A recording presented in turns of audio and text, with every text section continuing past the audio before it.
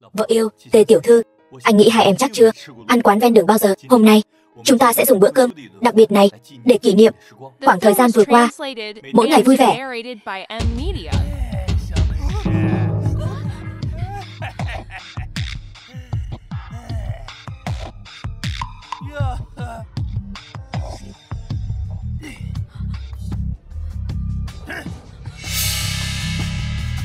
Hai người đẹp. Mặt mới à? Các người là ai? Sao có tư cách thu phí quản lý ở đây? Là ai? Chúng tôi là người của Hắc Hổ Bang. Nếu hai người ngủ với tôi một đêm thì tiền thì thôi khỏi cần. Vợ yêu, Tề tiểu thư, để anh xử lý hắn, nhổ cỏ tận gốc bọn chúng. Các ngươi là người của ai? Chúng tôi là người của Hắc Hổ Bang, người của Sơn Ca. Sơn Ca có biết không? Sao nào, ngươi còn nhận ra hắn ta sao? Đừng nói Sơn Ca, chính là Thiên Vương lão tử, đến rồi cũng không làm gì được, ta diệt hắn. Bây giờ đến lượt ngươi. Ta chính là nhị đương gia của Hắc Hổ Bang. Ngươi biết ta là nhị đương gia không? Ngươi dám động vào ta, chính là làm địch với Hắc Hổ Bang của ta. Gọi lão đại của các ngươi đến đây, thả hắn ra. Ngươi là ai? Ta là ai? Ngươi đã đánh người của ta mà còn chưa biết ta là ai? Lão nhị, ngươi chưa nói với hắn ngươi là người của ai sao? Đại ca, tôi đã nói với hắn rồi, tôi là người của ngài. Hắn lúc này cũng chẳng nhận ra ngài, hắn chính là đang đánh vào mặt ngài. Ngươi đây là đang khiêu khích ta. Không sai, ta chính là đang khiêu khích ngươi. Số tiền bảo kê ngươi thu được mang lại đây, còn có thể tha cho ngươi một mạng. Ngươi đang chán sống sao? Ý nghĩ không tồi. Tiếc là ngươi phải có thực lực này đã.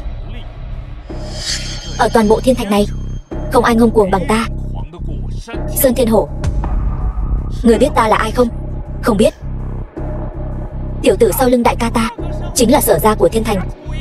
Sở gia chính là em vợ của điện chủ Long Vương Điện. Sợ rồi chứ? Người ta sợ quá đi. Hắn, Sở Tử Phong, tính là cái dám gì? Dám mạo phạm Sở gia, động thủ.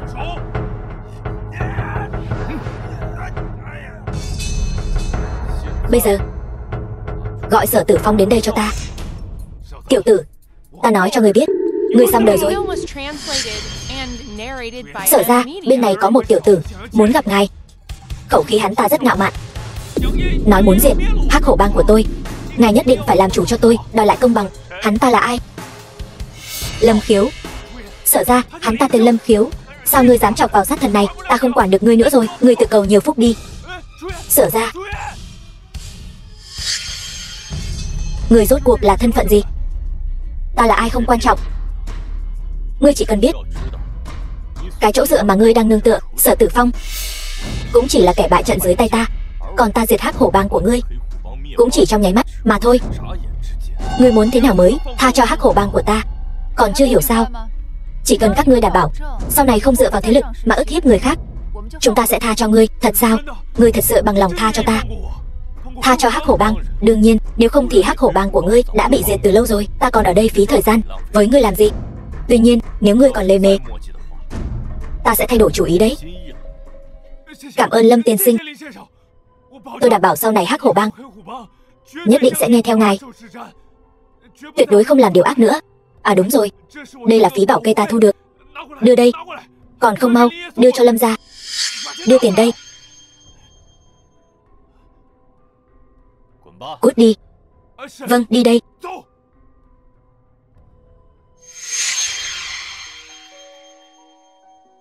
Cảm ơn cậu. Hắc Hổ Bang là bọn ác bá của con đường này. Chỉ cần qua lần này, sau này yên tâm đi lão bá. Đạo lý giúp người giúp đến cùng, ta vẫn hiểu. Hắc Hổ Bang sẽ không đến nữa đâu. Nếu bọn chúng còn đến, hãy đi tìm Chiến Thần Tưởng Vũ, báo danh hiệu của ta. Hắn tự khắc sẽ thay ông chủ trì công đạo. Cảm ơn tiểu huynh đệ. Khách sáo rồi, chỉ là việc nhỏ. Nếu không còn việc gì nữa, chúng tôi xin phép đi trước. Được, đi thong thả. Đi thôi. Ba, nhìn gì vậy? Ba thấy được một chàng rể tốt. Tiếc là hai người họ là một đôi. Con gái, con có muốn làm vợ lẽ không? Ba.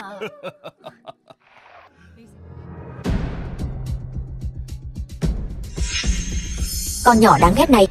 Sở Tử Phong, anh họ Sở Vân Vân, hôm qua tao đã sắp xếp cho mày ngủ với Lý thiếu gia, vậy mà mày dám cho người ta leo cây, nói chuyện với vợ tôi, cho lịch sự vào. Vợ mày? Đúng, cô ấy là người phụ nữ của Lâm Khiếu tao. Không ai được phép bắt nạt cô ấy.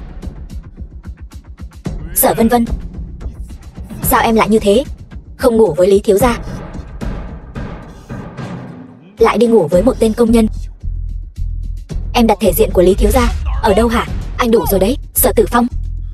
Em đã nói rất nhiều lần rồi, em sẽ không cưới hắn ta. Vậy sao? Vân muội, Lý Tử Minh, con trai thủ phủ Thiên Thành. Muội nói vậy thật khiến bản thiếu gia đau lòng. Lý thiếu gia, ngài cứ yên tâm. Sở Vân Vân có muốn hay không không quan trọng, quan trọng là chuyện này là do bà nội quyết định. Lão phu nhân đã nói rồi, Sở Vân Vân cô ta nhất định sẽ trở thành người của ngài. Như vậy là tốt nhất.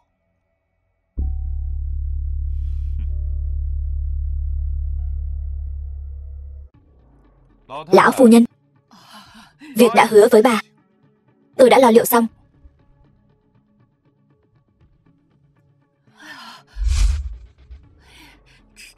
Đây là hợp đồng của tập đoàn Lý Thị, trị giá 500 vạn. Sở phu nhân, bà nội của Sở Vân Vân. Không sai, chỉ cần gả Vân Vân cho tôi, sau khi việc thành, Lý gia chúng tôi sẽ cùng Sở gia dâng lên 330 vạn lễ vật. Cứ coi như là Lý gia chúng tôi mua Sở Vân Vân vậy. Được, Sở Vân đưa cho cậu. Hợp đồng 500 vạn đưa cho tôi. Lý thiếu gia, cậu đúng là đại ân nhân của Sở gia chúng tôi. Sở gia chúng tôi có được đơn hàng 500 vạn này, nhất định sẽ hồi sinh. Lý thiếu gia, lão thân thật sự vô cùng cảm kích cậu. Vợ của Lâm Khiếu ta, ai dám bán? Cậu dám xé hợp đồng của Lý gia và Sở gia, cậu đền tao 500 vạn. Thằng nhãi, đền tiền cho tao. Mọi người, thằng ăn mày thì đền cái gì? Hay là vậy đi, chỉ cần cậu chịu chui qua háng tôi, hợp đồng 500 vạn, tôi sẽ viết thêm một cái nữa. Quả nhiên Lý thiếu gia hào phóng. Thằng nhãi, nghe thấy chưa? Mau quỳ xuống cho Lý thiếu gia. Trôi đi. Chúng mày là cái thá gì mà cũng dám bảo tao quỳ? Lý thiếu gia, xin lỗi, chồng của Sở Vân Vân ta sẽ không quỳ trước bất kỳ ai. Cưng à, em thà lấy một tên công nhân cũng không muốn lấy anh phải không? Được, đã làm nhục tôi như vậy, Sở ra các người cứ chờ mà phá sản đi. Chúng ta đi. Đồ cặn bã. Lý thiếu gia, khoan đã. Cái nhà này bây giờ vẫn chưa tới lượt, còn nhãi danh này làm chủ. Cho Sở ra thêm một cơ hội nữa đi. Cơ hội hả? Tôi có thể cho thêm một lần nữa. Số tiền đã hứa với các người, tôi cũng sẽ không thiếu một xu. Nhưng tôi chỉ có một yêu cầu, để Sở Vân Vân ngủ với tôi một đêm. Được. Sở Vân Vân, Lý thiếu gia là con trai độc nhất của Lý gia, con trai của thủ phủ Thiên Thành, người thừa kế tương lai của tập đoàn Lý Thị. Điểm nào không xứng với ngươi, tao không quan tâm mày muốn gả cho tên công nhân nào. Bây giờ tao chỉ cần 500 vạn. Bây giờ mày đi ngủ với Lý thiếu gia ngay. Lũ danh các người, không phải chỉ 500 vạn thôi sao? Bây giờ tôi sẽ bảo tập đoàn Thiên Hạ rót cho vợ tôi 5 tỷ. Một câu nói của anh là có thể khiến tập đoàn Thiên Hạ rót cho Sở Vân Vân 5 tỷ. Mày thật sự tưởng bọn tao đều là lũ danh à? Ta thấy ngươi ngay cả cổng lớn tập đoàn Thiên Hạ cũng chẳng vào được. Thật nực cười. Nếu ngươi trong một ngày có thể khiến tập đoàn Thiên Hạ đến đây, ta sẽ quỳ xuống lại ngươi. Thế nào? Được thôi, ta chờ ngươi quỳ xuống lại ta. Tiểu tử, người tốt nhất nói được làm được. Nếu không thì ngươi cứ đợi mà ngỏm. Chúng ta đi. Lý thiếu gia, Lâm Khiếu, huynh mau đi đi. Đây là chuyện nhà của ta, ta có thể tự mình giải quyết. Vợ, nàng yên tâm, Lão công nhất định sẽ giúp nàng chống đỡ cả bầu trời này.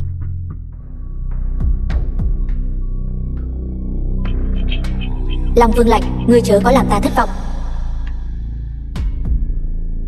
Tên ăn mày hôi hám từ đâu tới? Mau cút cho ta. Gọi tổng tài các ngươi ra gặp ta. Ngươi là cái thá gì? Cầm một cái lệnh bài rách mà dám bảo tổng tài chúng ta gặp ngươi, muốn ngỏm phải không? Dám ở tập đoàn Thiên Hạ gây rối. Ta thấy ngươi sống chán rồi, tống cổ hắn ra ngoài cho ta, tất cả dừng tay cho ta. Chào tổng tài, chuyện gì thế này? Tổng tài, tên tiểu tử này cầm cái lệnh bài rách cũng dám xông vào đây, rõ ràng là muốn gây rối. Lệnh bài, ngài xem. Ngài là Lâm Khiếu, Lâm tiên sinh. Tổng tài, ngài nhận nhầm người rồi. Tên tiểu tử này rõ ràng là một tên ăn mày hôi hám. Cầm miệng. Lâm tiên sinh là tổng phụ trách của tập đoàn Thiên Hạ, còn không mau xin lỗi Lâm tiên sinh. Lâm tiên sinh, tôi sai rồi. Ngài đại nhân đại lượng, tha cho tiểu nhân. Lâm tổng, ngài thấy sao? Khai trừ. Về sau ta không muốn nhìn thấy loại người này, cũng không muốn chuyện này xảy ra nữa.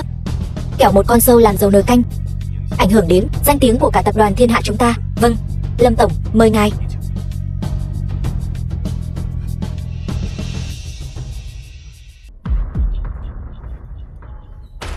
Sao vậy? Chủ động đến dâng hiến rồi sao? Ngươi cảnh cáo tất cả các tập đoàn ở Thiên Thành, chẳng phải là muốn ép ta đến đây sao?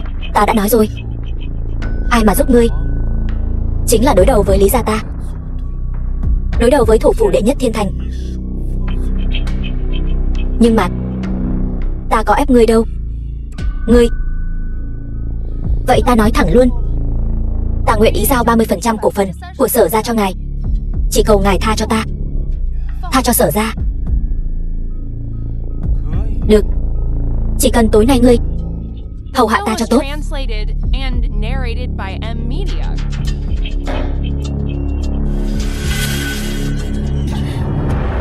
Dừng tay. Lâm Khiếu, ngươi dám bắt nạt vợ ta, ngươi chán sống rồi sao? Chúng ta đi.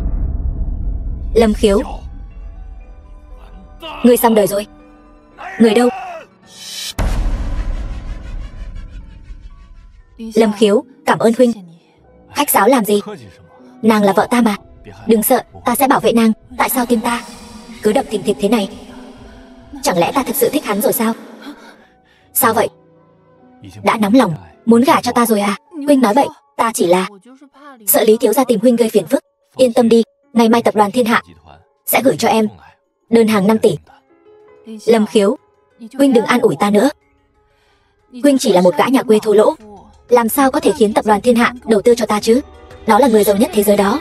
Yên tâm đi, ngày mai tự nhiên sẽ rõ. Sở Vân Vân, ngươi còn mặt mũi mà về đây sao? Sở thị tập đoàn là tâm huyết cả đời của lão gia, giờ sắp bị hủy hoại trong tay ngươi rồi. Ngươi muốn để bà nội đã lớn tuổi cùng ngươi uống gió Tây Bắc sao? Vân Vân, con hãy đi cầu xin Lý thiếu gia hầu hạ hắn cho tốt, cũng coi như là không phụ lòng mong đợi của ông nội con. Đúng vậy, bà nội. Bà biết mà, Lý thiếu gia đã hủy hoại trong trắng của con. Hắn ta là một tên súc sinh. Cầm miệng. Lý thiếu gia có thể để mắt tới ngươi, đó là phúc phận của ngươi. Không gả cũng phải gả. Trói tiểu thư lại cho ta, đưa đến Lý gia, ta xem ai dám. Đám phế vật các ngươi lại dám đổ hết áp lực lên người một nữ nhân, đúng là đồ vô dụng. Phế vật, ở đây không có quyền lên tiếng của ngươi. Chuyện của Sở gia ta gánh vác, ngươi dám nói ta không có tư cách? Hơn nữa, Sở Vân Vân là vợ ta.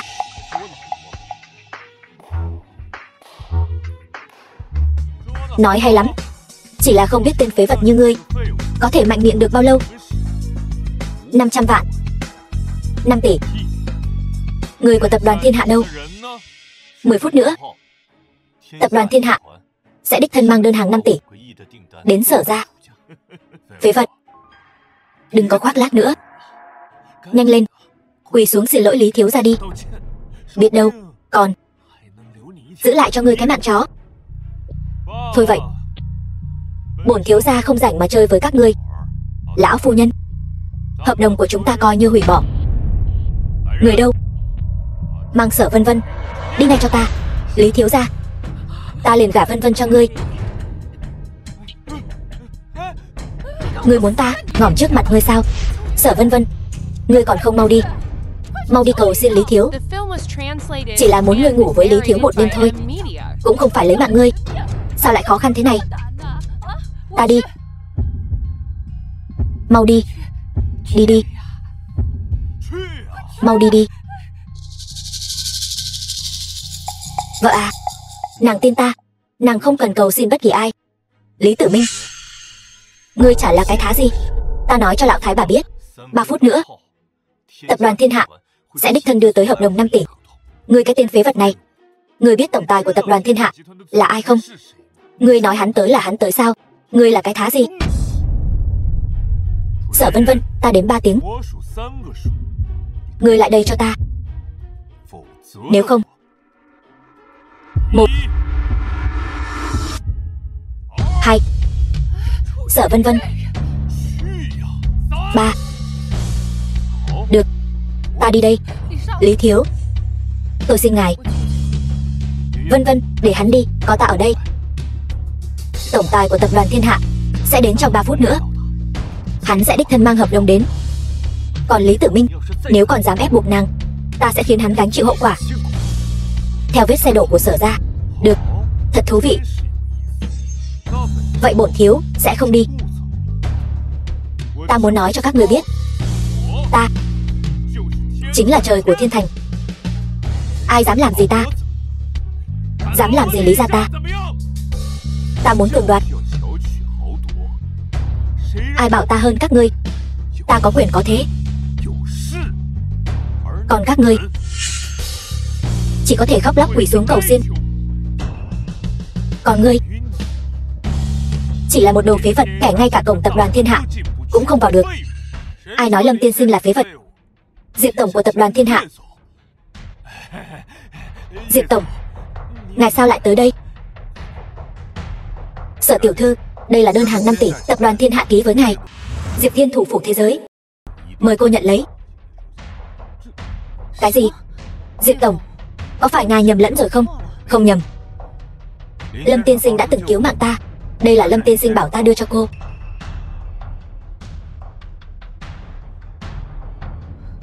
Lâm Khiếu, sao chàng không nói sớm? Giờ thì tin phu quân không gạt nàng chứ. Đơn hàng này giờ là của nàng rồi. Lâm Khiếu, cảm ơn chàng. Đợi không còn ai rồi hãy cảm ơn ta sao? Lý Tử Minh, đã đến lúc ngươi thực hiện lời hứa rồi. Quỳ xuống cho ta. Không thể nào. Ngươi chỉ là một tên công nhân thôi, sao có thể có cơ hội cứu Diệp tổng? Chuyện này nhất định có hiểu lầm. Diệp tổng ngài sẽ không bị hắn lừa chứ? Có phải không? Diệp tổng, hôm nay tôi nói rõ, sau này ai dám bất kính với Lâm tiên sinh chính là không coi Diệp Thiên tôi ra gì. Bây giờ ngươi lập tức quỳ xuống xin lỗi Lâm tiên sinh, nếu không Thiên Thành sẽ không còn Lý gia. Không thể nào, hắn chỉ là một tên phế vật, sao có năng lực cứu ngươi? Chuyện này nhất định là hiểu lầm. Diệp tổng, ngài bị hắn lừa rồi. Nhất định là ngài bị hắn lừa rồi. Xem ra ngươi đã có lựa chọn. Thông báo Thiên Thành, Lý gia từ hôm nay bị tập đoàn Thiên Hạ của ta loại bỏ. Kẻ nào dám giúp đỡ Lý gia cùng bị diệt. Diệp tổng, tôi sai rồi, xin ngài tha cho tôi, tha cho Lý gia chúng tôi. Ngươi nên cầu xin không phải ta.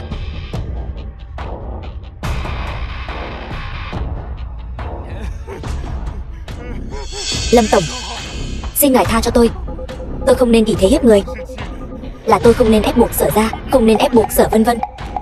Tôi đúng là đồ cặn bã, tôi đáng hỏng. Tha cho Lý gia, cút đi. Cảm tạ Lâm tiên sinh không lấy mạng. Cảm tạ Diệp tổng. Lâm Khiếu, ngươi hãy nhớ kỹ, nỗi nhục hôm nay ta nhất định sẽ cho ngươi ngày sau trả lại gấp vạn lần. Khoan đã, Lâm tiên sinh bảo các ngươi cút. Người đâu? Giúp Lý tiên sinh cút khỏi Sở gia. Không cần phiền các ngươi, ta tự cút.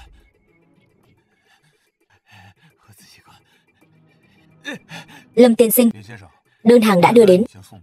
Diệp mỗ cũng không ở lại lâu, chúng ta đi. Vợ à, giờ đơn hàng đã có trong tay rồi, cũng không cần nhìn sắc mặt người Sở ra nữa. Mình về nhà sinh khỉ con thôi. Người im miệng cho ta. Bà nội nếu không có việc gì, chúng tôi xin phép cáo từ. Khoan đã. Tuy hôm nay ngươi lấy được đơn hàng 5 tỷ của tập đoàn Thiên Hạ,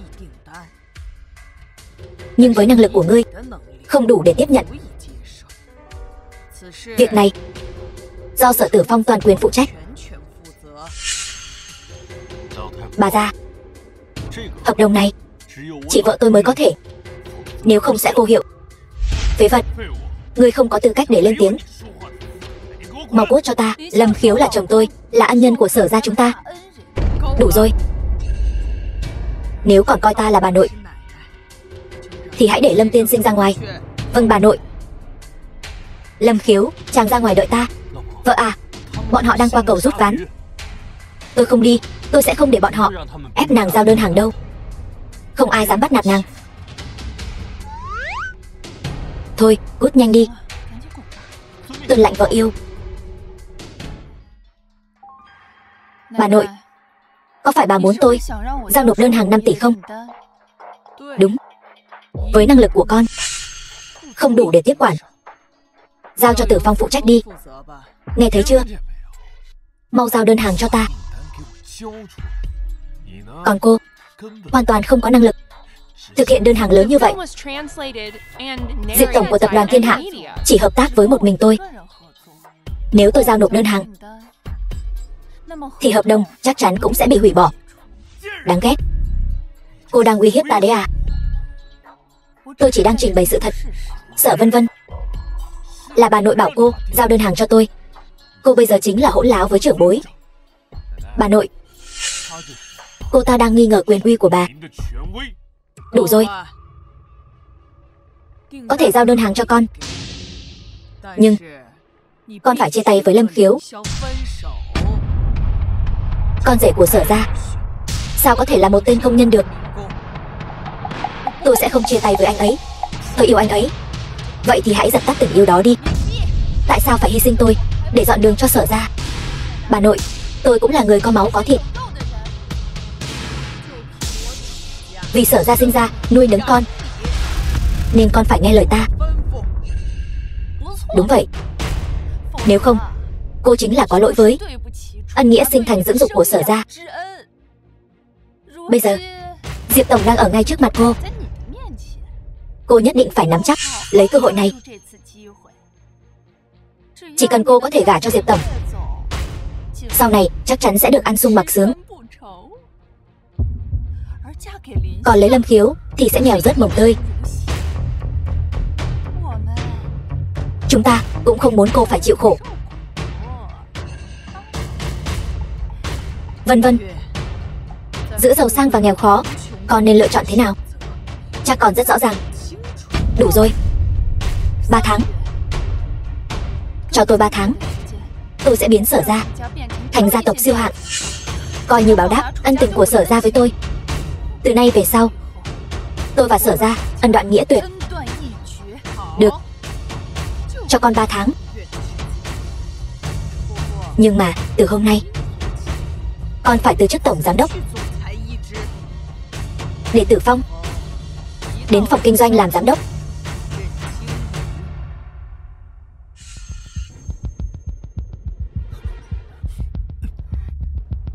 Các ngươi là ai? Bây giờ mới nhớ tới tìm ta. Muộn rồi.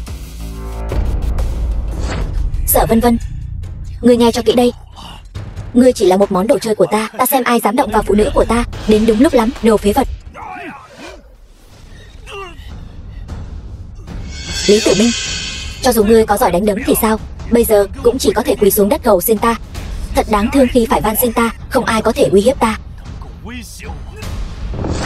Lâm Khiếu, Vân Vân, tôi tuyệt đối sẽ không để bất cứ ai có cơ hội làm hại cô.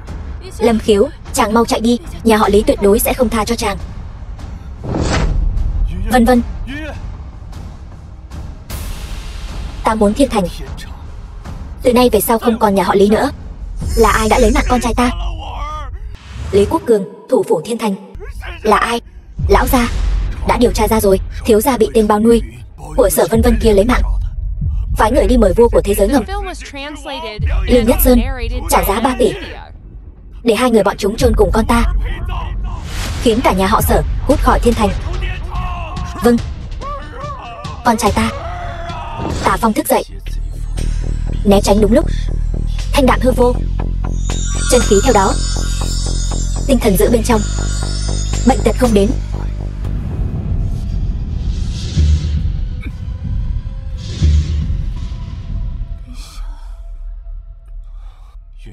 Vân Vân, cô không sao chứ? Không sao. Lâm Khiếu, cảm ơn anh lại cứu tôi. Ân cứu mạng phải lấy thân báo đáp. Bây giờ em đã là vợ tôi rồi, có phải cũng nên hôn tôi một cái để bày tỏ lòng biết ơn rồi không? Anh nghiêm túc chút đi. Anh đã lấy mạng Lý Tử Minh, Lý Quốc Cường chắc chắn sẽ không bỏ qua cho anh. Anh mau đi đi, để hắn ta đến, tôi diệt cả nhà hắn. Không ai có thể uy hiếp tôi. Lâm Khiếu, anh hãy rời khỏi Thiên Thành trước, đợi tôi đưa nhà họ Sở lên thành gia tộc hàng đầu, sẽ đến tìm anh, cũng coi như báo đáp công ơn nuôi dưỡng của Sở gia. Vân Vân, em thừa nhận là vợ tôi rồi à? Không phải chỉ là gia tộc hàng đầu sao? Đơn giản, tôi tặng em cả tập đoàn Thiên Hạ để em khỏi phải chịu uất ức nữa. Nhưng rời đi, miễn bàn. Anh đừng nói lung tung.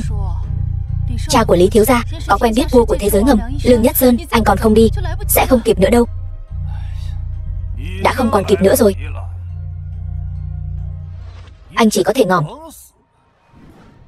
Bây giờ ta cho ngươi hai lựa chọn. Một là tự mình ngỏm, hai là ta giúp ngươi ngỏm. Ta cảnh cáo ngươi, ngươi tốt nhất đừng để ta phải tự mình ra tay. Không ai có thể uy hiếp tôi. Đã muốn ngỏm, ta thành toàn cho ngươi. Lương Nhất Sơn, Lý Quốc Cường đã trả bao nhiêu tiền, ta cho ngươi gấp đôi. Xin hãy tha cho chúng tôi.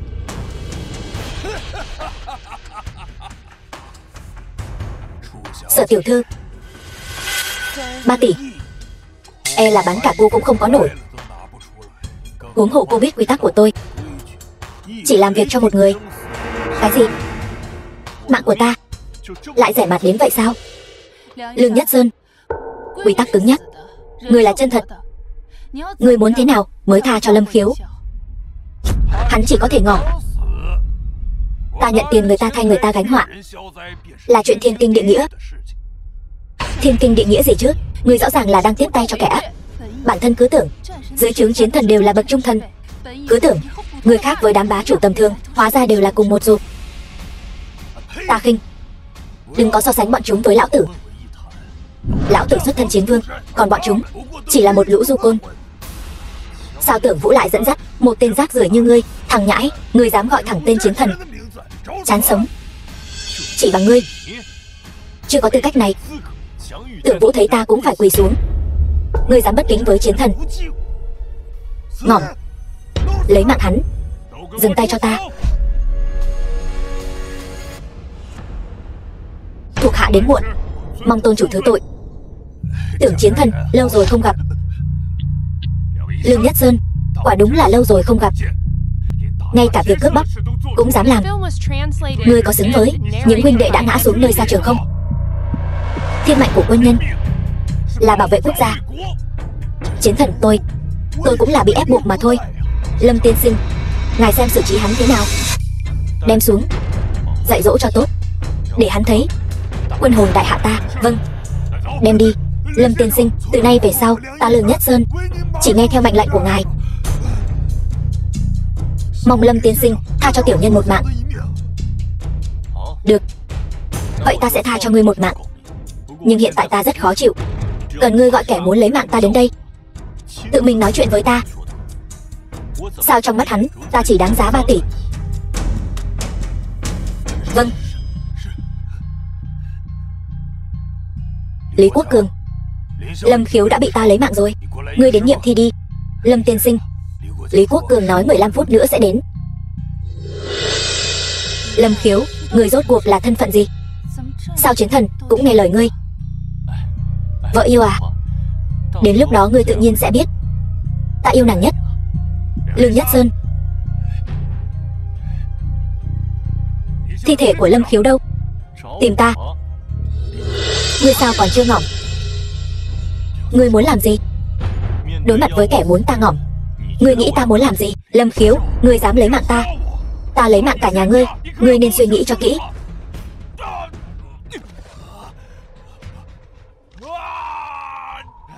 Ta sai rồi, Lâm Khiếu, ta sai rồi. Nói, tại sao mạng của ta chỉ đáng giá 3 tỷ?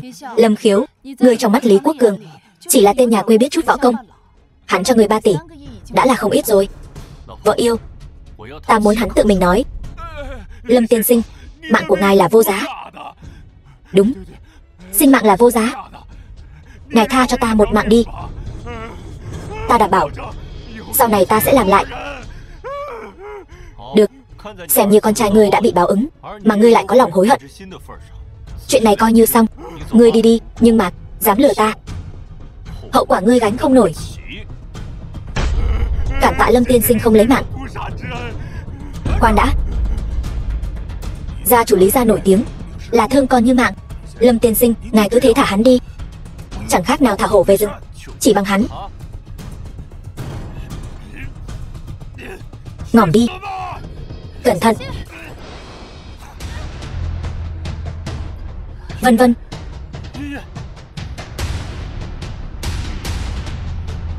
Chồng yêu, hình như ta có chút thích anh rồi. Lý Quốc Cường, Lý gia các ngươi dám hết lần này đến lần khác chọc vào ta. Diệp Môn, các ngươi không thể động vào ta. Ta là người của Lý gia, thủ phủ Giang Thành.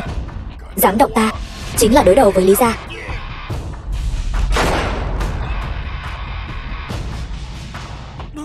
Xử lý là được. Thuộc hạ vô năng, mong tôn chủ trách phạt. Cút. Thuộc hạ cáo từ. Vân vân, ta nhất định sẽ không để nàng ngỏm.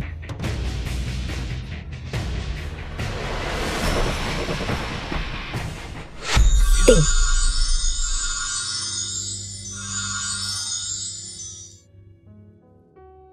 Vân vân, nàng bây giờ thế nào rồi? Không sao. Hơn nữa còn cảm thấy toàn thân tràn đầy sức mạnh. Lão công lợi hại chứ?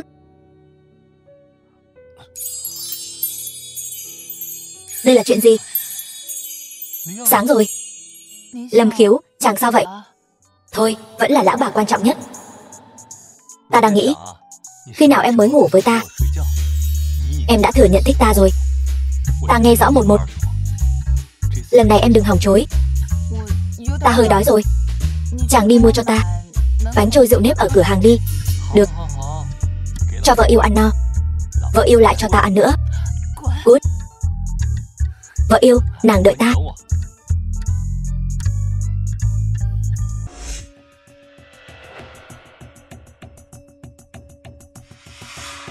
Bà nội, người tìm con.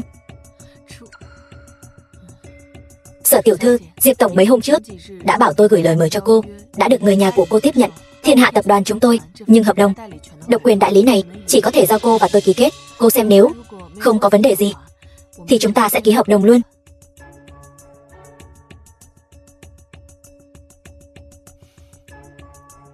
Thay tôi cảm ơn Diệp tổng.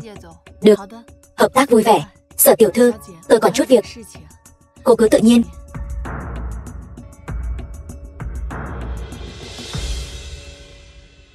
Sở Vân Vân, đem hợp đồng cho ta. Đem lại đây.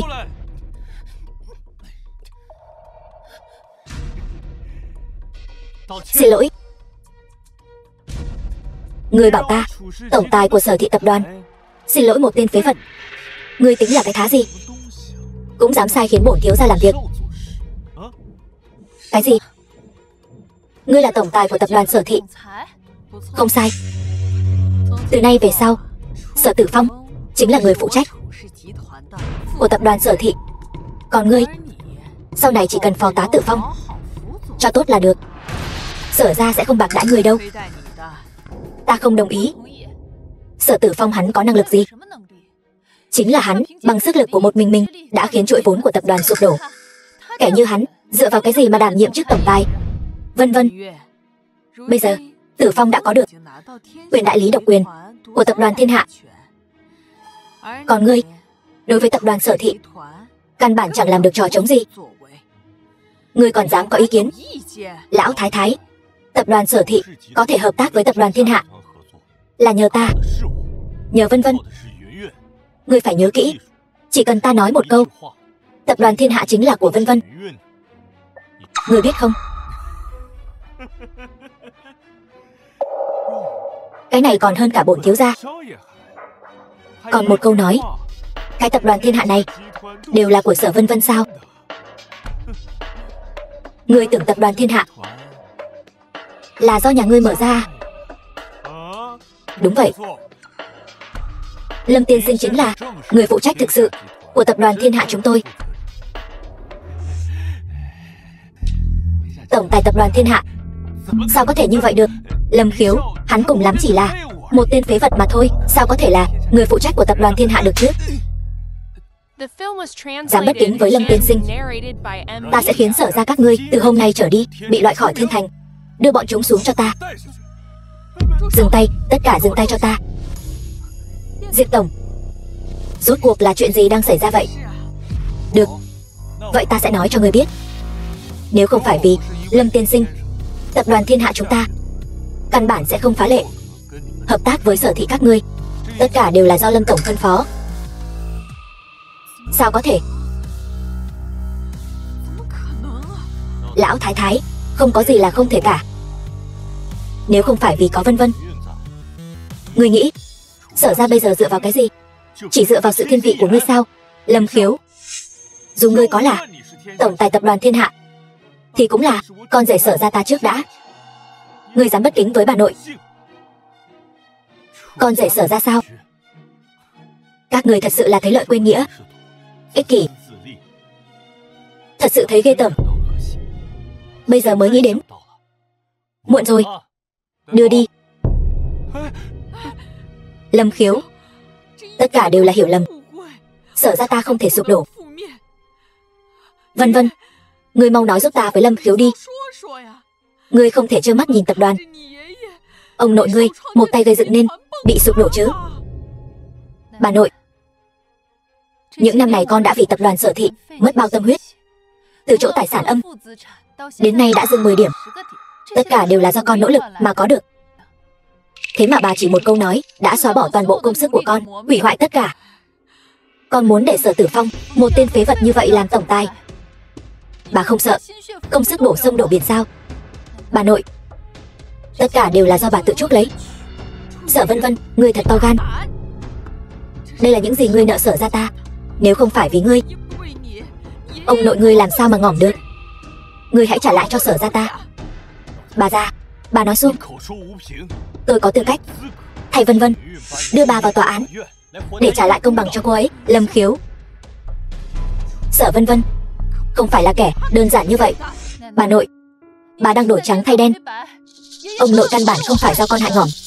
Ông ấy ngỏm trong lúc tranh cãi với ngươi. Con đã làm sai điều gì? Nhóc con. Sao nào? Ngươi muốn nói ông nội ngươi là do ta hại ngỏm sao? Sở Vân Vân, ngươi thật là quá quắt. Giờ còn dám vu khống cả bà nội. Ta nói cho ngươi biết, ngươi lừa gạt ông nội, đòi ông nội quyền thừa kế Sở ra, mới khiến ông nội qua đời. Ngươi chính là kẻ lấy mạng ông nội, đồ đao phủ. Ngươi im miệng. Vân Vân, tôi tin tưởng cô tuyệt đối không phải là kẻ lấy mạng người. Rốt cuộc chuyện này là sao? 5 năm trước, ông nội muốn ta đảm nhiệm chức vụ tổng tài, muốn ta phát triển tập đoàn, nhưng bà nội không đồng ý, khiến ông nội ngỏm trong lúc tranh cãi. Vì vậy ta bắt đầu từ cấp cơ sở, từng bước dựa vào chính mình mà vươn lên. Chính là vì không muốn tâm huyết của ông nội bị hủy hoại trong tay Sở Tử Phong. Sở Vân Vân, cô thật là khoác lác. Cô dựa vào Sở ra cho cô thân phận và địa vị mới có được tất cả những thứ này. Lúc đó cô hoàn toàn Có thể nói với ông nội cô không làm tổng tài này, để tôi làm. Bà nội và ông nội cũng sẽ không cãi nhau, cũng sẽ không gây ra đại họa như vậy. Tất cả những chuyện này đều là do cô. Ngươi im miệng. Sở Tử Phong, ngươi thật là ngông cuồng. Ngươi phải nhớ kỹ, nếu không phải nhờ có Vân Vân, Sở ra các ngươi sẽ không có ngày hôm nay. Ta sẽ bắt ngươi trả cái giá tương ứng. Diệp Thiên đánh gãy chân chó của hắn. Lâm Khiếu, ngươi giỏi cái gì chứ? Ta nói cho ngươi biết, ngươi xong đời rồi. Sau lưng ta chính là Mục gia Thượng Giang, muốn khiến tập đoàn Sở thị chúng ta sụp đổ. Ngươi còn chưa có tư cách này. Mục gia Thượng Giang, chưa từng nghe qua. Diệp Thiên, ngươi có biết không, Mục gia Thượng Giang trước đây dùng 80% cổ phần đổi lấy quyền phụ trách cơ hội tiệc đón gió. Tán Tài chân nhân đã đồng ý. Ngài xem, có nên hủy bỏ hay không? Lâm Khiếu, nghe thấy chưa? Mục tiểu thư nhà họ Mục đã giành được quyền phụ trách bữa tiệc lần này. Còn Sở ra ta cũng luôn có Mục tiểu thư chống lưng, cho nên Sở ra chúng ta cũng sẽ có cơ hội. Ý kiến quốc chủ đại hạ. Ngươi sợ rồi chứ? Không cần suy nghĩ, ta muốn để bọn họ tại bữa tiệc thần phục ta. Ra tay. Dạ. Đánh gãy chân chó của hắn. Sở Vân Vân, ngươi đáng ngỏng. Bà nội. Sở Vân Vân, có ngươi quả thật là bất hạnh của Sở gia ta. Trước là ông nội, bây giờ lại là bà nội phải không? Sở Tử Phong, nếu trong lòng ngươi thật sự có bà nội thì đưa bà ấy đến bệnh viện khám bệnh đi, để họ đi đi. Vợ à, bà già này bệnh cũ tái phát, e là không cứu được nữa rồi. Lâm Khiếu, ngươi có ý gì? Xuất huyết não đột ngột, đưa đến bệnh viện e là mạng cũng không còn. Ngươi còn dám nói bậy bạ, ta xé nát miệng ngươi. Sở Vân Vân, ngươi cứ để chồng ngươi nguyên rủa bà nội như vậy sao? Bà nội sẽ không ngỏm đâu. Ta muốn đưa bà nội đến bệnh viện, tôi không có. Lâm Khiếu, ngươi có cách nào cứu bà nội ta không? Đương nhiên là có. Chỉ cần ta ra tay giữ mạng cho bà ấy không thành vấn đề.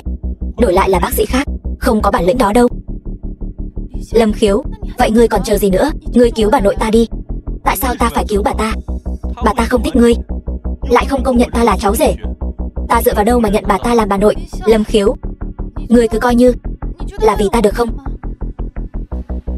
Ta không muốn gánh thêm cái tội danh vô căn cứ này nữa, cũng không muốn nợ Sở ra một chút nào nữa. Sau chuyện này, ta và Sở ra sẽ không còn liên quan gì nữa. Thôi được rồi, chồng thật sự bó tay với ngươi. Sở Vân Vân, ngươi muốn hắn hại ngỏm bà nội sao? Hắn căn bản cái gì cũng không hiểu. Không đến lượt ngươi lên tiếng. Tôi tuyệt đối không có ý hại bà. Nếu bà có mệnh hệ gì, tôi Sở Vân Vân sẽ không được ngỏm tử tế. Lâm Khiếu, bắt đầu đi.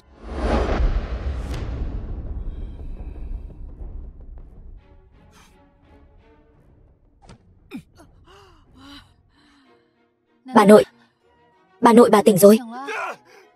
Bà nội, bà cuối cùng cũng tỉnh. Bà nội, bà thấy trong người thế nào? Bà không sao đâu, cứ yên tâm. Có bà ở đây, không ai dám bắt nạt con đâu. Sở thị tập đoàn nhất định là của con.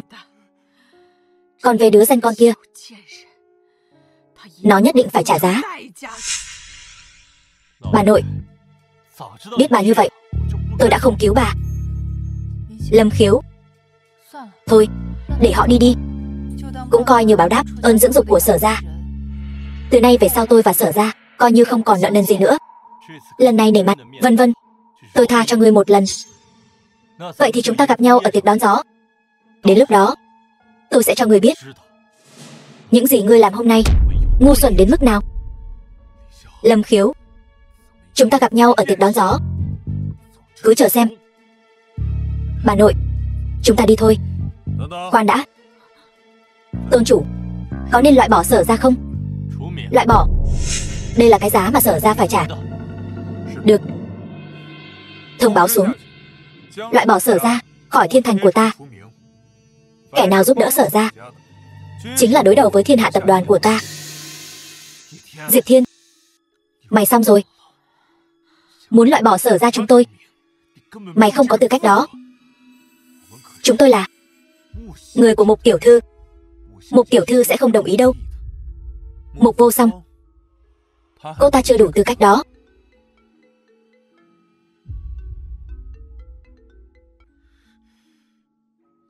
Tổng tài, tất cả các dự án của Sở thị tập đoàn đều bị rút vốn rồi, chuỗi vốn sụp đổ rồi, hoàn toàn phá sản rồi. Sao lại thế này? Các người đã đánh gãy một chân của tôi rồi. Tôi đã trả giá rồi.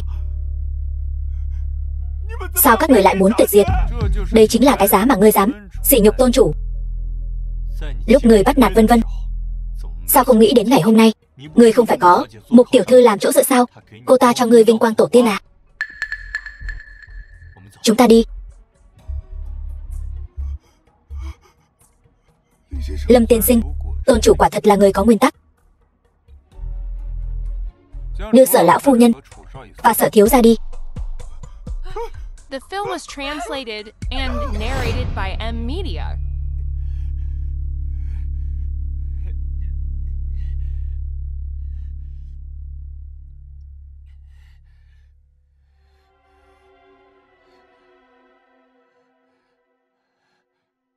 Vương thư ký, giúp tôi chuyển lời cho Mục tiểu thư. Trước 1 giờ chiều mai, tôi muốn gặp Mục tiểu thư. Xin ông nhất định phải chuyển lời giúp tôi.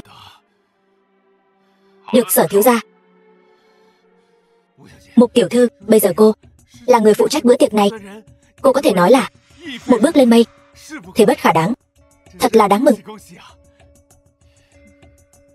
Mục tiểu thư, thân phận của cô bây giờ cao quý như vậy, mà nhà họ Sở chúng tôi vẫn luôn vì cô mà trung thành một lòng.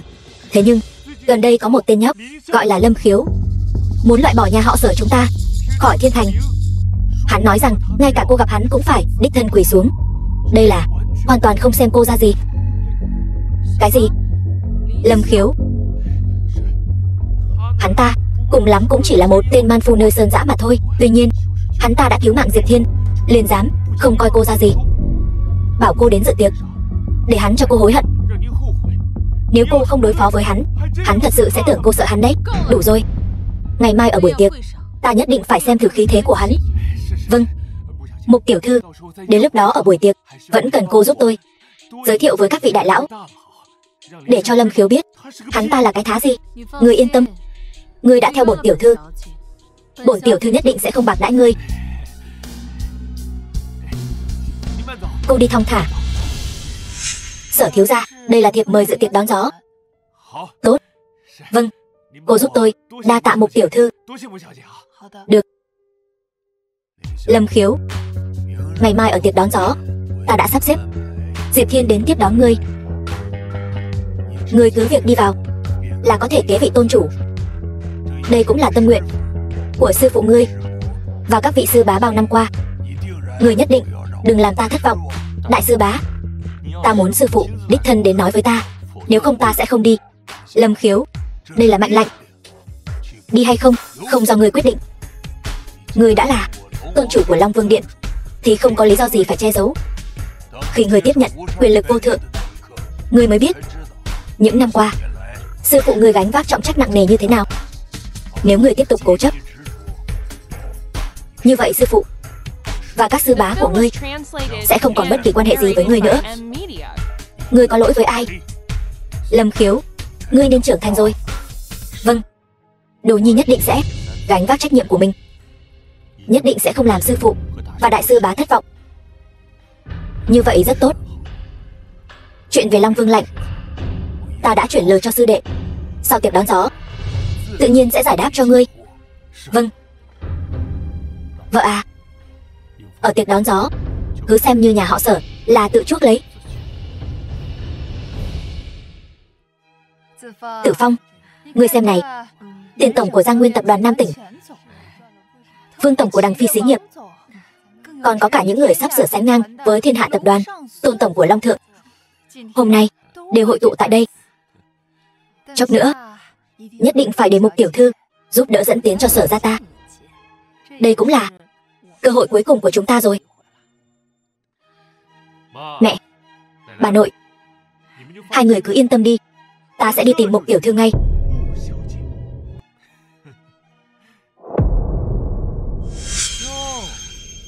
Đây chẳng phải là Lâm Khiếu sao?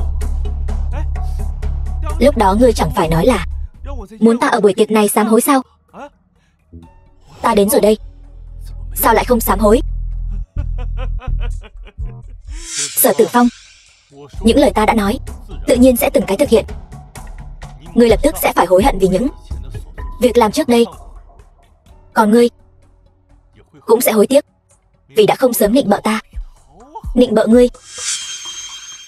Mơ đi, Mục tiểu thư đã lên tiếng rồi, nói muốn đích thân gặp ngươi. Vậy đi, ta cho ngươi một cơ hội. Chỉ cần ngươi quỳ xuống xin ta tha thứ, ta sẽ lập tức thả ngươi rời khỏi bữa tiệc này.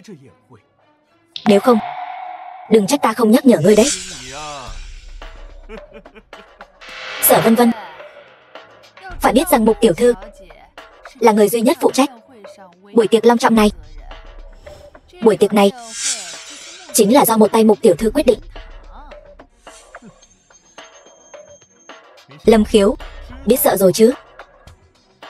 Ngươi, còn có cả ngươi nữa, mau lên, quỳ xuống cầu xin bổn thiếu gia. Biết đâu bổn thiếu gia tâm trạng vui vẻ sẽ tha cho các ngươi một con đường sống. Chỉ là một kẻ phụ trách nhỏ nhoi, Lâm Khiếu ta còn chẳng để vào mắt. Rượu mời không uống mà lại muốn uống rượu phạt, vậy thì đừng trách ta không khách khí. Người đâu? Đuổi bọn chúng ra ngoài cho ta. Vâng Sở thiếu gia. Mời. Diệp Thiên không nói cho người biết Lâm Khiếu ta là ai sao? Lâm Khiếu chưa từng nghe qua. Còn Diệp tổng cũng không thể sánh bằng Mục tiểu thư. Mục tiểu thư chính là người phụ trách của buổi tiệc này, khác biệt một trời một vực với ngươi. Còn không mau cút đi cho ta. Đồ mắt chó coi thường người khác, ngươi mở to mắt chó của ngươi ra mà nhìn cho kỹ. Lâm Khiếu ta là ai? Ai dám bất kính với Lâm tiên sinh? Đây chẳng phải là Diệp tổng sao? Nhưng mà Diệp Thiên này, hôm nay ta nói cho người biết, hôm nay dù cho người có đến cũng vô dụng. Hôm nay ta muốn người tận mắt nhìn thấy ta làm nhục hắn. Không sai, Diệp tổng, ta khuyên người tốt nhất đừng nên xen vào. Hiện giờ đằng sau con trai ta chính là Mục gia thượng giang. Phải biết rằng đó chính là cơ hội được gặp người đứng sau lưng tán tải chân nhân. Còn ngươi chỉ là tên thủ phủ giàu nhất nước, dưới trướng nhân vật như thế căn bản không đáng nhắc tới. Ta khuyên ngươi vẫn nên đừng tự tìm đường ngỏm thì hơn. Nghe thấy chưa? Đồ vô dụng. Bản thiếu gia hiện tại ra lệnh cho ngươi quỳ xuống dập đầu tạ tội. Kẻ nên quỳ xuống tạ tội là ngươi.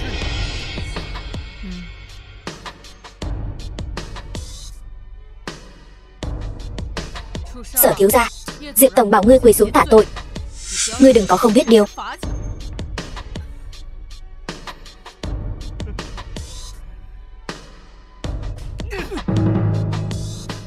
Lão tử ta đây là người của Mục tiểu thư, bọn bây ai dám bảo ta quỳ xuống? Ta bảo mày quỳ xuống. Nghe rõ chưa? Lâm tiên sinh bảo Sở thiếu gia quỳ xuống. Vâng, giúp Sở thiếu gia quỳ xuống.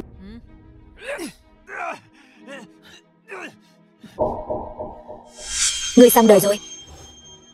Ngươi, còn cả ngươi nữa. Tất cả các ngươi đều sẽ xong đời. Đợi Mục tiểu thư tới, ta sẽ đuổi tất cả các ngươi ra khỏi thiên thành. Sở Vân Vân, ngươi cứ thế mà nhìn Tử Phong quỳ trước mặt ngươi sao? Ngươi còn không mau thả hắn ra cho ta. Sở lão thái thái, tôi và Sở ra các người không còn bất cứ quan hệ gì nữa. Hơn nữa Lâm Khiếu đã nói, chỉ cần hắn quỳ xuống xin lỗi thì sẽ thả hắn ra. Ai dám bảo người của ta xin lỗi? Người nắm quyền Mục gia Mục Vô Song, thì ra Sở ra thực sự đã dựa vào cái cây đại thụ Mục gia này. Xem ra đối phương sắp xong đời rồi. Mục tiểu thư, bọn họ đang làm loạn ở yến tiệc, hoàn toàn không coi cô ra gì. Cô nhất định phải đuổi bọn họ ra ngoài. Nhất định phải làm chủ cho tôi. Đây chính là chỗ dựa mà ngươi nói sao? Mục gia thượng giang, Mục vô song. Đúng vậy. Giờ thì biết sợ rồi chứ. Ta đã nói rồi, ta là người của Mục tiểu thư. Các ngươi xong đời rồi. Bây giờ không ai có thể ngăn cản Mục tiểu thư làm việc. Còn không mau thả ta ra. Chỉ bằng cô ta còn chưa có tư cách này. Xem ra ngươi từ chối thả Sở Tử Phong rồi. Đúng vậy. Cho dù ngươi biết thân phận của ta, cũng không muốn thả hắn ra phải không? Mục tiểu thư, tôi nghĩ thái độ của tôi đã thể hiện rất rõ ràng rồi. Vậy thì bản tiểu thư sẽ cho ngươi thấy thái độ của ta.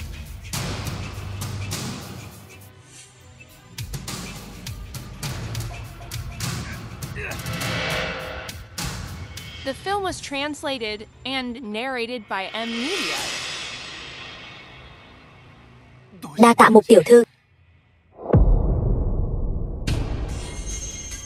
Lâm Khiếu, ngươi hãy nhìn cho rõ. Đây chính là thái độ của Mục tiểu thư, quyền thế của Mục tiểu thư. Biết điều thì mau quỳ xuống xin lỗi. Nếu không, chính là đang khiêu khích Sở gia và Mục gia ta. Xin lỗi. Đúng vậy. Ngươi bây giờ nếu làm theo lời Sở Tử Phong, quy hàng ta, ta sẽ cho ngươi một con đường sống. Mục tiểu thư phải không? Tốt lắm. Ngươi là người đầu tiên dám nói cho ta một con đường sống. Nhưng rất tiếc, ngươi không có tư cách này. Tất cả mọi người ở đây đều không có tư cách này. Mục tiểu thư, ta biết Sở Tử Phong đem Sở gia sản nghiệp toàn bộ đặt lên người ngươi, ngươi mới ra tay cứu giúp. Cùng lắm hiện tại ngươi giúp không được hắn. Thân phận Lâm Khiếu ngươi không cách nào đo lường. Ngươi vẫn nên kịp thời dừng tay thì tốt hơn. Ta khinh. Sở Vân Vân, ngươi là muốn nói Lâm Khiếu tên phế vật này so với thân phận Mục tiểu thư còn cao hơn sao? Hắn cùng lắm chỉ là một tên phế vật mà thôi. Làm sao có thể so sánh với Mục tiểu thư? Ta không phải thứ gì. Chỉ là hôm nay buổi tiệc này toàn bộ đều là vì một mình ta mà mở.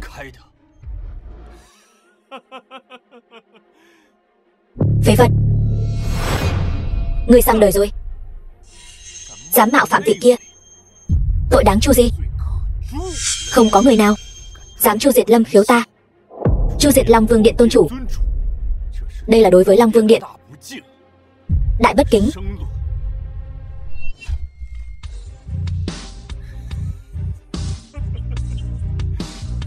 Tôn chủ bất kính với Long Vương Điện. Lâm Khiếu, ta thấy ngươi là ngốc rồi. Phải biết rằng ngươi cùng lắm chỉ là một tên phế vật mà thôi.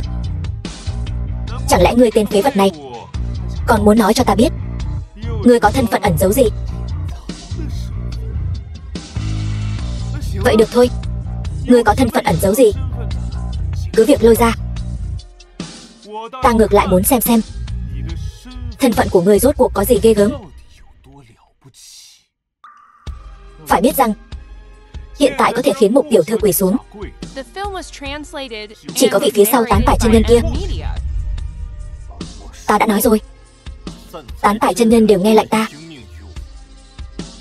Ta khuyên ngươi vẫn nên đừng tiếp tục khi quân phạm thượng, để tránh gây ra tội lỗi ngập trời. Lâm Khiếu, ngươi hỏi thử xem, chỉ cần có một người tin thì bản thiếu gia sẽ ở trước mặt tất cả mọi người khỏa thân chạy. Ngươi đi hỏi đi. Sở Tử Phong, ngươi dám hết lần này đến lần khác đối với tôn chủ bất kính.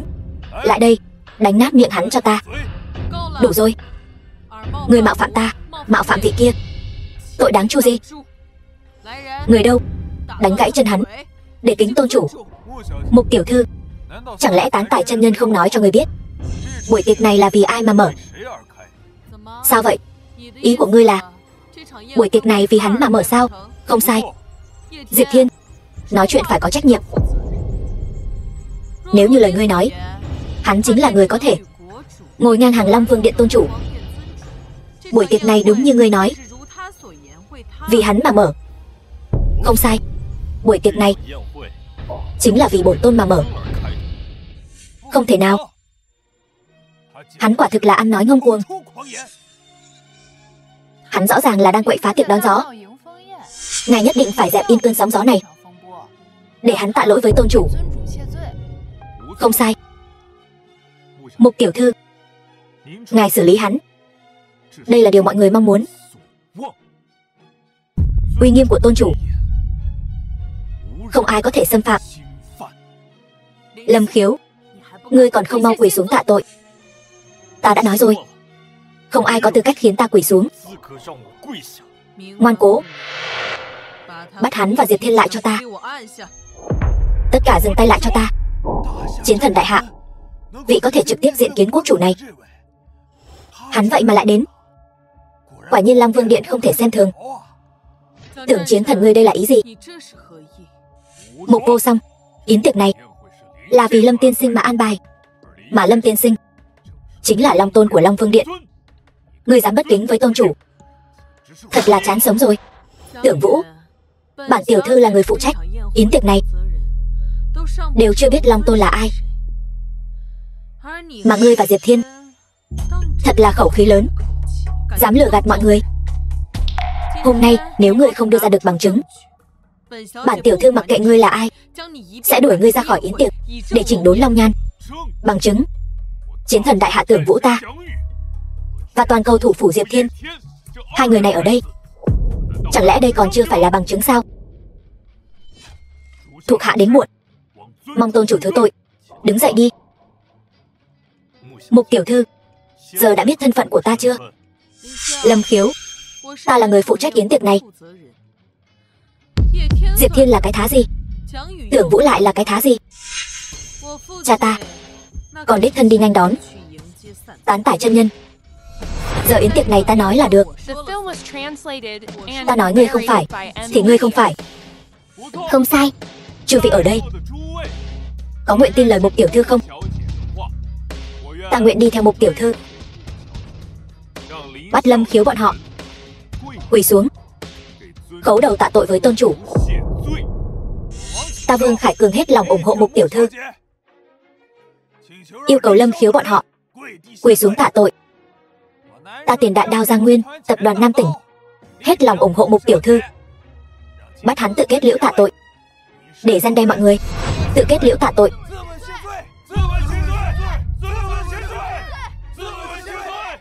Lâm Khiếu, đây chính là ý nguyện của mọi người. Ngươi phải ngỏm. Chỉ bằng hắn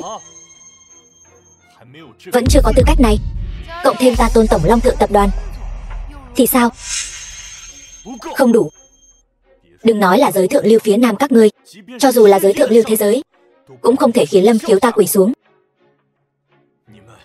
Tất cả các ngươi đều không có tư cách. Lâm Khiếu, chư vị ở đây đều là những người quyền thế bậc nhất Nam Tỉnh. Chỉ cần một câu nói là có thể chặn đường ngươi. Bây giờ ngươi chẳng qua chỉ là vùng vẫy dãy ngỏm. Mục tiểu thư người hãy lấy mạng hắn đi. Chỉ có lấy mạng hắn mới có thể xả được lửa giận trong lòng mọi người. Lâm Khiếu, ngươi nên biết, bây giờ kẻ nên hối hận là ngươi. Lâm Khiếu, bản tiểu thư hỏi ngươi lần cuối, ngươi có nguyện thần phục không? Không ai có thể uy hiếp ta, cũng chẳng có ai khiến ta thần phục. Ta biết những vị có mặt ở đây bây giờ đều lấy việc áp chế ta làm vinh hạnh, nhưng xin lỗi nhé, các ngươi không đủ tư cách. Ngươi giỏi lắm. Ngươi hiện là kẻ duy nhất dám khiêu khích quyền lực. Ta thành toàn cho ngươi một lần. Người đâu? Đánh gãy chân hắn để nhanh đón Long Tôn. Vậy thì tốt. Ngươi đừng có hối hận. Kẻ nên hối hận là ngươi mới phải. Tán tải chân nhân tới.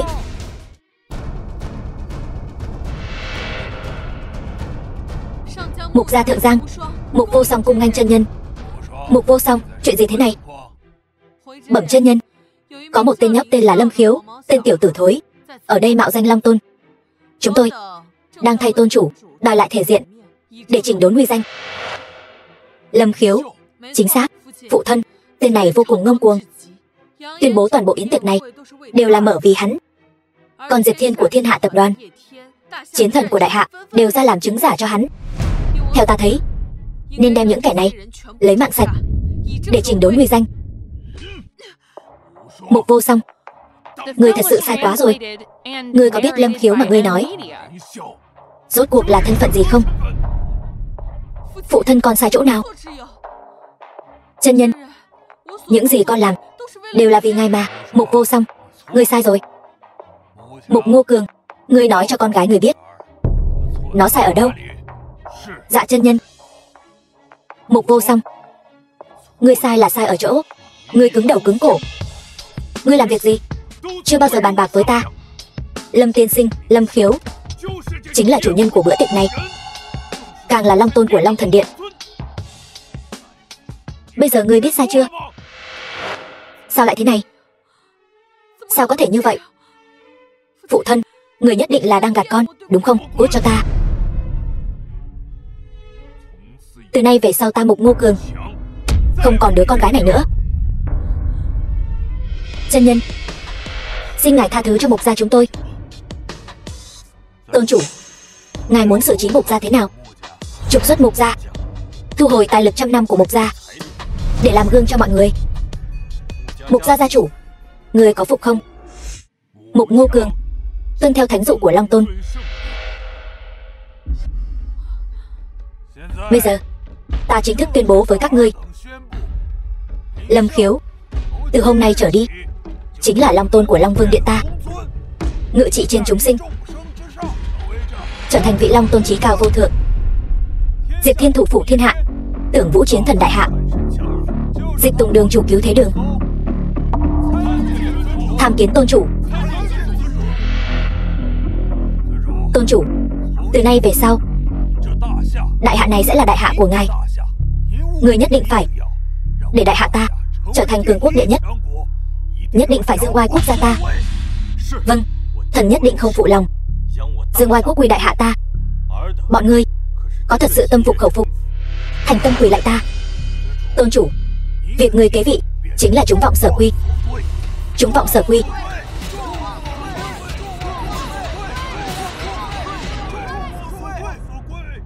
Mục tiểu thư, người có phục không? Vô Song bái kiến tôn chủ. Các vị ở đây có phục không? Chúng tôi tâm phục. Nói hay lắm. Nhưng ta biết các vị ở đây chỉ là sợ cường quyền, kỳ thực trong lòng đều không phục. Ta muốn không phải các vị thần phục, mà là các vị tâm phục khẩu phục. Tưởng Vũ, đưa súng cho Mục tiểu thư.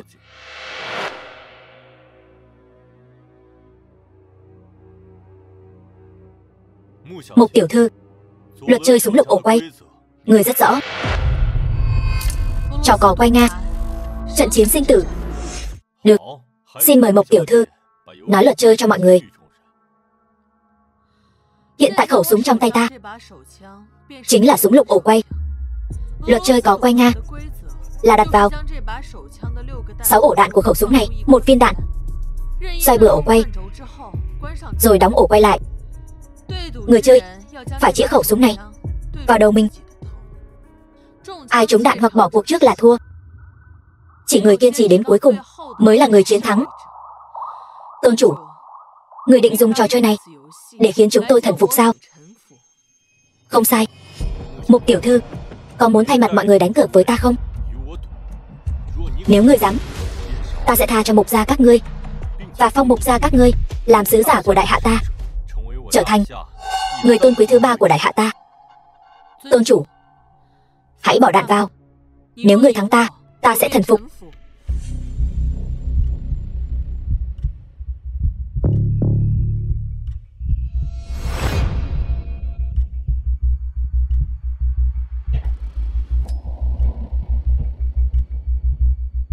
Mục tiểu thư, Đến lượt ngươi.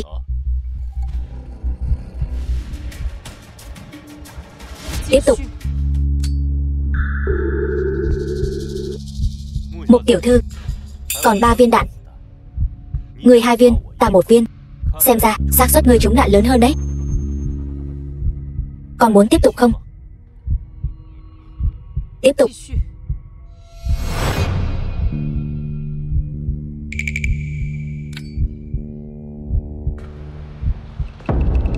Tôn chủ, người chỉ còn 1 viên đạn cuối cùng. Người chắc chắn muốn bắn sao? Ta thấy người hoàn toàn không cần thiết phải đánh cược mạng sống với chúng ta. Ta muốn bọn người tâm phục khẩu phục. Vợ đến lúc này rồi, còn chưa gọi ta một tiếng chồng sao? Lâm Khiếu, tôi tin anh có lòng kiêu hãnh của anh. Tôi cũng hiểu anh nhất định sẽ sống sót. Nếu anh không thể, tôi sẽ cùng anh đi xuống suối vàng. Vợ yên tâm đi.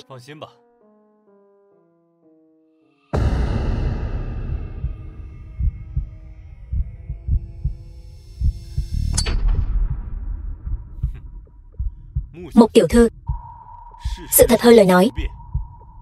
Viên đạn cuối cùng, người dám bắn không?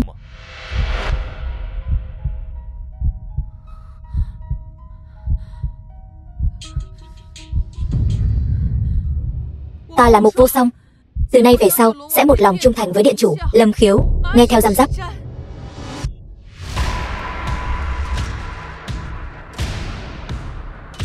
The film was translated and narrated by M-Media.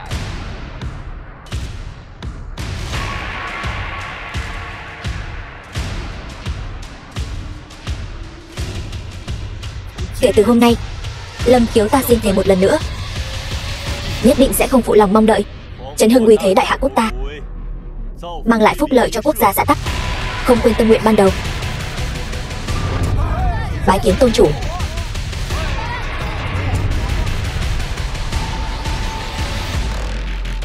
Mọi người đứng dậy đi.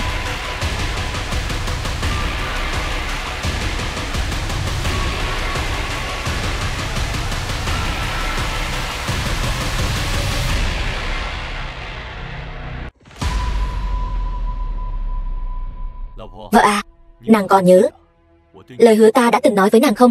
Ta đã nói sẽ không để bất kỳ ai bắt nạt nàng nữa. Cũng đã nói sẽ khiến người nhà họ Sở phải công khai xin lỗi.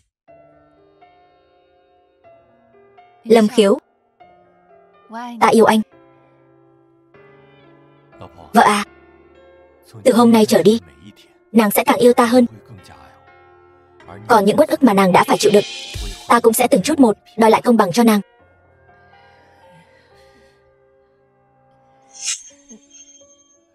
Sở lão thái thái, Sở Tử Phong, các người định đi đâu? Tôn chủ, xin ngài tha cho lão thân.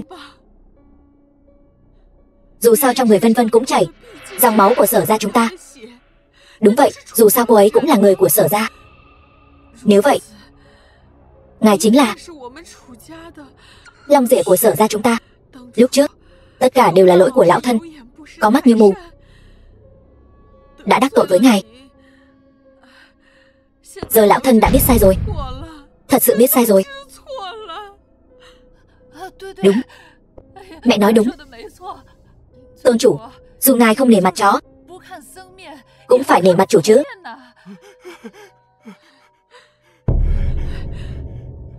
Chị, anh rể, thả lỗi cho tôi đi. Thả lỗi cho tôi được không? Không được.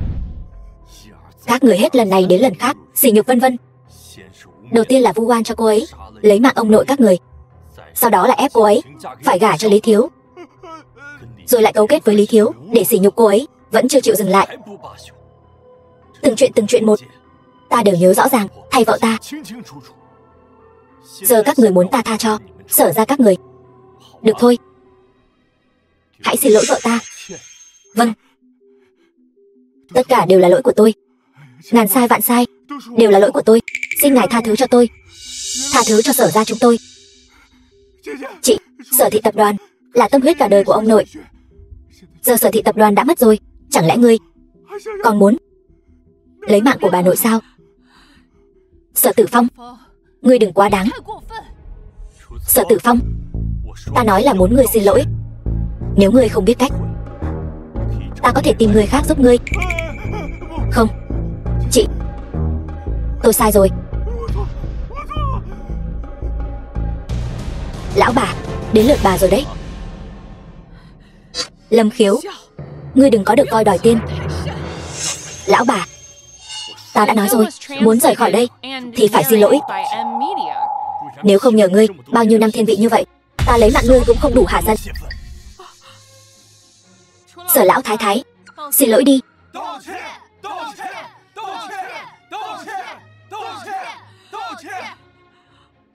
Mẹ, nếu không thì cứ xin lỗi Vân Vân đi. Xin lỗi đi.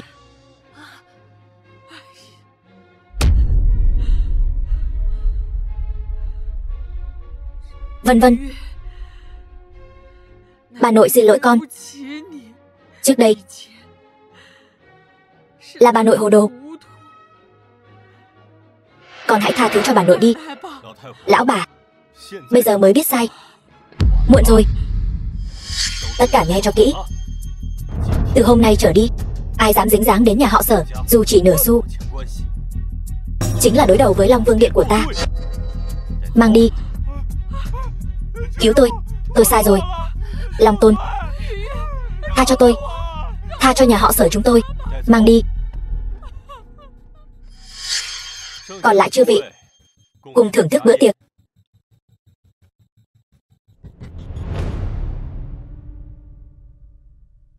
Đại sư bá, giờ tôi đã tiếp nhận ngôi vị Long Tôn. Chuyện sau này vẫn mong sư bá thay mặt xử lý. Tôi và Vân Vân sẽ về trước. Lâm Khiếu, sư tôn của ngươi chắc chắn đã đến Thiên Thành, đang ở nhà ngươi và Sở tiểu thư đợi ngươi.